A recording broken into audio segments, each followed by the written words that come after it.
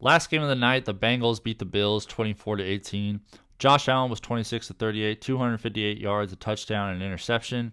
He also led the team in rushing, 8 carries, 44 yards, and a touchdown. Also in the conversation for that QB1, him and Jalen Hurts are going to be alternating. James Cook, 6 carries, 20 yards.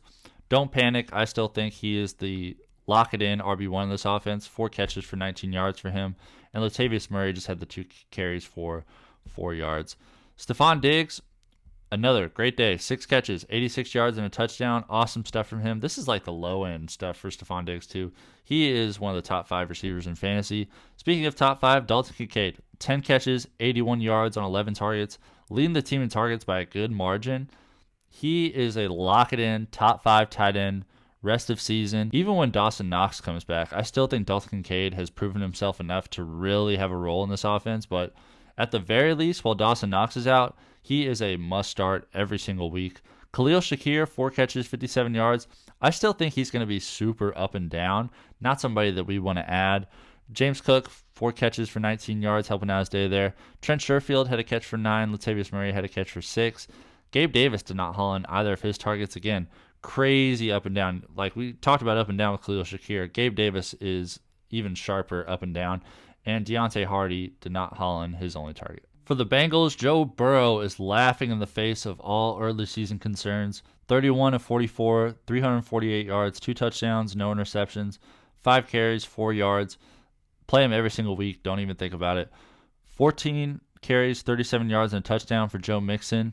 Another more of a high floor play for him. He had that random game for 50 yards last year, but other than that, he was just like hovering around 10 yards every single week. So I think this is just what's to be expected. He had 5 catches for 31 yards also. Trayveon Williams is his primary backup. He had 3 carries for 13 with Chase Brown out also. It's going to be interesting to see if Trayveon and Chase Brown, if something were to happen to Joe Mixon, which one of those two would really emerge. T. Higgins also laughing in the face of all early season concerns. 8 catches, 110 yards on 9 targets. T. Higgins is back as well. He is money in the bank. He's not that lock it in, you got to start him no matter what type of guy, but he's absolutely on the brink of that. 8 catches and 110 yards is just ridiculous stuff, so keep playing him. Tyler Boyd, 3 catches for 56 yards. I still think we leave him on the wire. Tanner Hudson had 4 catches for 45 yards. Weird stuff because Jamar Chase only had 4 catches for 41 yards on 8 targets.